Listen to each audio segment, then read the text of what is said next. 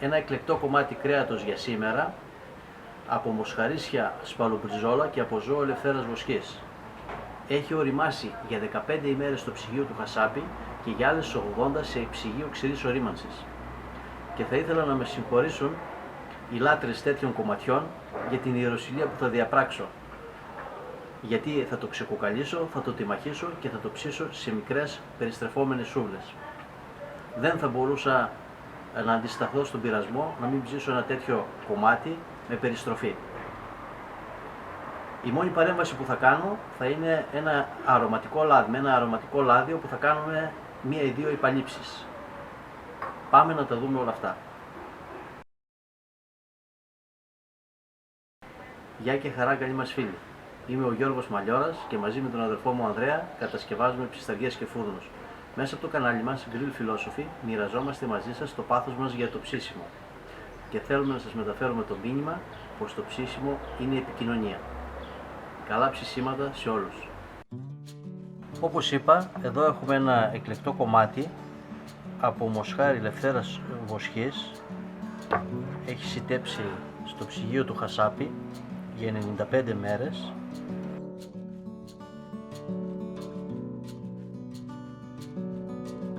Θα το ξεκοκαλίσω και θα το τιμαχίσω για να μπορέσω να το ψήσω στις σούβλες.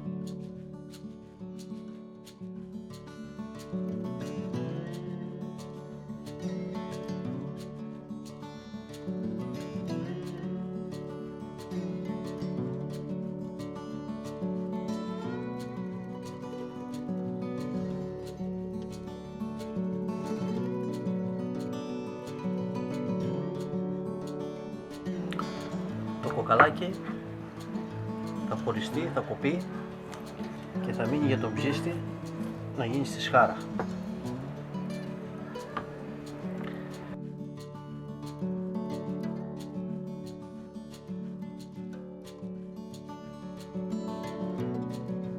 Θα κόψουμε το κρέας σε κομμάτια για κοντοσούβλι.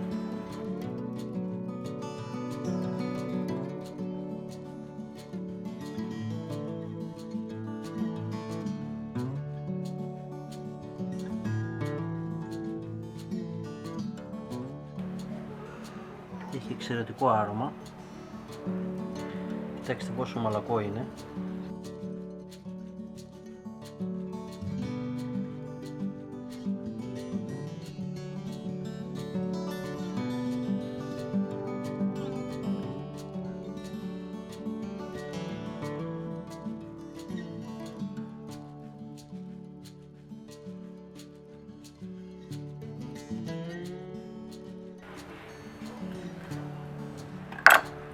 Αυτό το μέγεθος είναι καλό για να περαστεί στη σούβλα.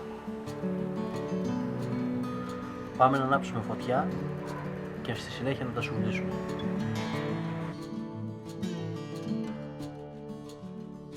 Πάμε να ανάψουμε τη φωτιά. Βαμβάκι με ενόπνευμα στην κορυφή, γιατί τα κάρβουνα ανάβουν ανάποδα από πάνω προς τα κάτω. Εύκολα, γρήγορα και χωρίς καπνό.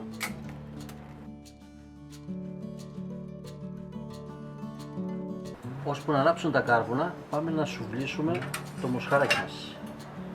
Ξεκινάμε πρώτα από κομμάτι που έχει λίπος.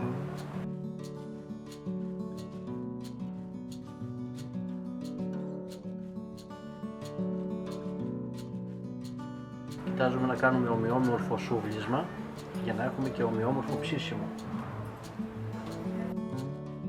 Η ομοιόμορφη κατανομή του λίπους σε αυτή την περίπτωση είναι σημαντική.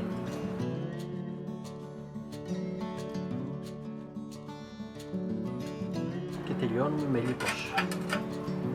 Το απλώνουμε. Δεν παραφορτώνουμε τη σούβλα και είναι αυτό το αποτέλεσμα. Κατά τον ίδιο τρόπο θα σουβλήσουμε όλα τα κουτοσούβλια και μετά θα κάνουμε επάλυψη με το αρωματικό λάδι. Θα σας πω τώρα πώς θα κάνετε το αρωματικό λάδι. Θα χρειαστείτε 100 ml ελαιόλαδο και μέσα σε αυτό το ελαιόλαδο θα προσθέσετε θρηματισμένο 1,5 κουταλιά του γλυκού δεντρολίβανο ξερό, και μία κουταλιά του υλικού πιπέρι πράσινο και αυτό θρηματισμένο. Και θα το αφήσετε για μια εβδομάδα. Μετά σουρώνετε και έχετε αρωματικό λάδι. Σε αυτή την περίπτωση θα χρησιμοποιήσω ελαιόλαδο, γιατί θέλω το αρωμά του και δεν θα το χρησιμοποιήσω για μαρινάδα όπως είπα, αλλά για επάλυψη. Έχει διαφορά. Με ένα απλό πινελάκι μαγειρικής παίρνετε το αρωματικό λάδι και κάνετε μια επάλυψη των κομματιών.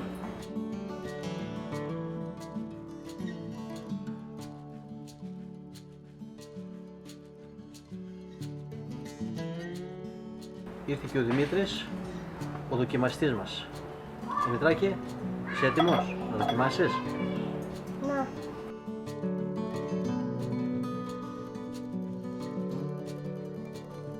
Αυτό είναι, μια επάλυψη. Και το αφήνουμε στην άκρη ώσπου να γίνουν τα κάρβουνα και να ετοιμάσουμε και τα άλλα τα κουτουσούλια. Τα κάρβουνα είναι έτοιμα. Τα απλώνουμε μέσα στη σκάφη ψησίματος. Όσα δεν έχουν ανάψει καλά τα βγάζουμε στην άκρη.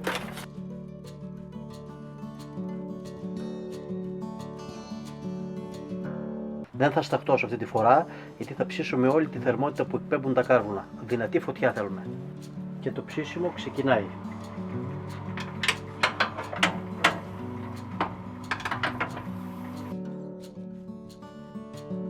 Μόλις τα βάλουμε απάνω, θα κάνουμε μία επάλυψη ακόμα.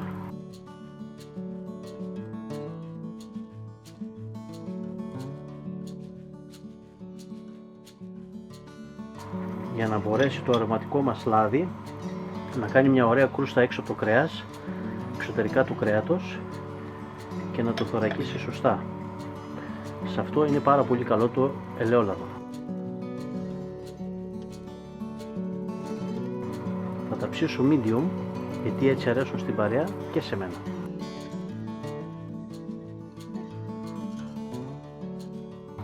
Δυνατή φωτιά και αμέσως έχουν αλλάξει χρώμα. Αυτό είναι το ζητούμενο. Δίπλα θα μπει σχάρα για τα κοκαλάκια του ψήστη.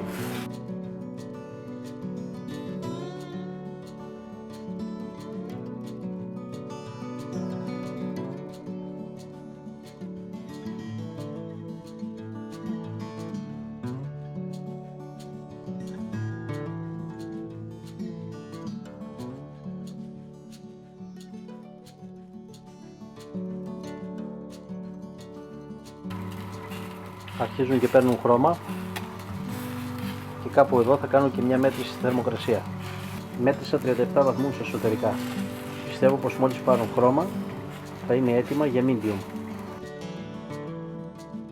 Θερμοκρασία 52 βαθμούς.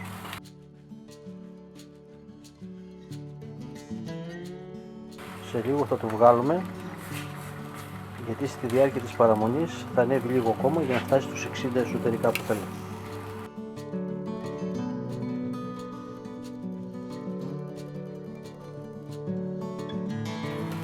58 βαθμούς. Θα βγάλουμε.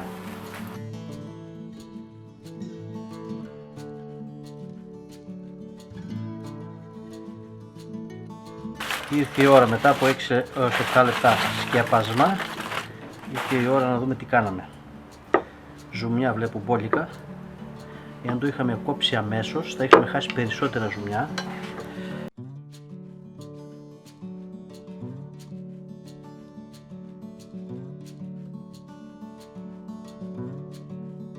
Έτσι, το ψήσιμο είναι medium.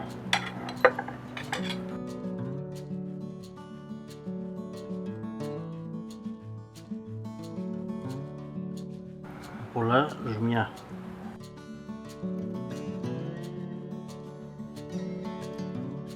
Εδώ χρειάζεται καλό αλάτι, ανθός αλατιού, και μου τρέχουν τα σάλια, ομολογώ. Πεινάω κιόλας λίγο. Για να δούμε.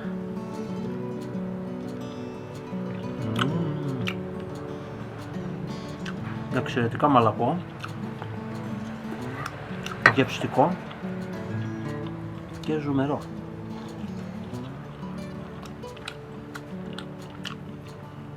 Τέλειο.